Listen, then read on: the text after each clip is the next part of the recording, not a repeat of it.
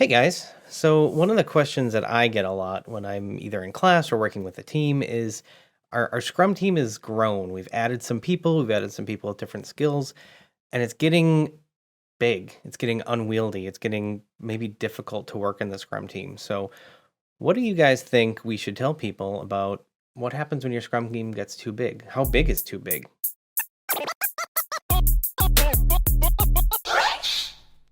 Rob, what do you think about that?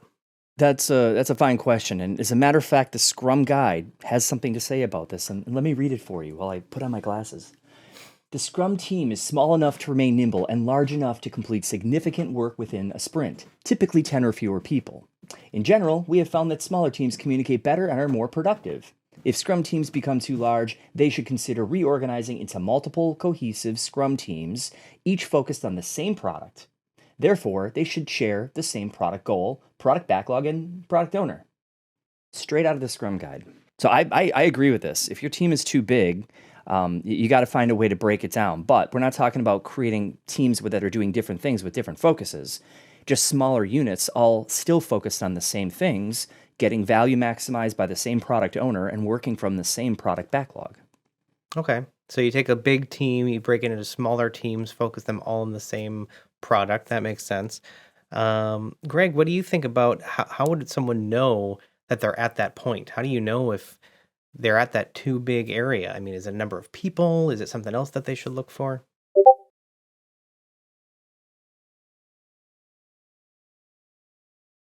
I think it's less about hitting a cap of people, and I think it would be more a factor of the efficacy of the team to be able to get to a done increment every single sprint. So if your team is struggling with the communication, we think likely that's due to the number of people. There might be a way to be able to discover that after a number of retrospectives and sprints. If we haven't seen improvements, maybe now is the opportunity to look at dividing that team up into multiple teams. I've learned that starting with 5 people on a team is actually a really nice sweet spot. So Hmm. if you're at that 9 threshold, there may be a little pressure on the efficacy of the number of people. But yeah, according to the Scrum Guide, 10 or less, and that's based on some science and based on some data. That's not just a random number. But I would look at how effective your team is. If you're knocking it out of the park every sprint, you're probably fine until you're not. And then let's evaluate and maybe consider that. Yeah, the number of lines of communication goes up pretty rapidly. I've seen this image making the rounds on LinkedIn and Twitter of, just lines between different points and how quickly as you add one additional person, two additional people, three additional people, those number of lines of communication on your team go up really quickly. And so it can make it really hard to manage. Personally, I've seen this play out. One of my first Scrum teams was actually like, I don't know, 12 or 15 people.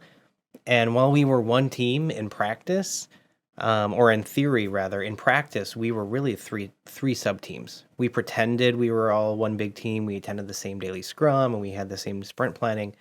But there was an area of the code that I was working in and a couple of us were working in, and then we would never touch their area. And then there was a third area that belonged to a different sub team. And so in practice, we really acted like three sub teams, and in retrospect, probably should have broken up into three sub teams or three different teams, the way the Scrum Guide suggests. Have either of you seen that in your practice, where you've seen a team that really needs to split up? I've seen a situation, Jason, where QA is already split up from the team. Hmm.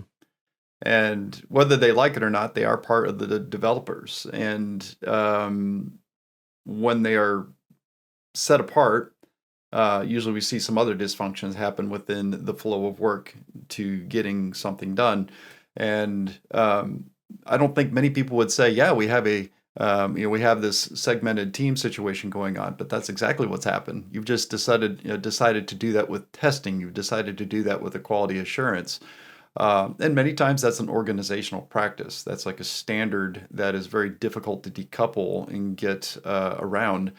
But I see that happen very commonly. I was going to say, I've seen it go the other way where you've got teams that have already pre-broken down into very, very, very small units, like 3 people teams. And no team by themselves is really making a ton of progress. And there's 3 of these 3-people teams. And my recommendation's been do the opposite. Reform into one team like Voltron, and you'll likely have a little bit more horsepower behind your efforts. Ready to form Voltron! Unite! Go, Voltron! Yeah, you like that, Voltron? Loving the it's 80s good. cartoon reference. So if I'm hearing that having a team broken out either by specialty, by skill set, is not necessarily a good thing to do, because now we're having to throw work across different teams to get any real done increment done. But also that you might go too small and now the team isn't making significant progress, which is why I think the Scrum Guide does put it that way. You want to be small enough to be nimble, but big enough to complete significant work. Anything else that we should watch out for as far as team size? The only thing I might add into this is when you do it, make sure each team is able to create a done increment.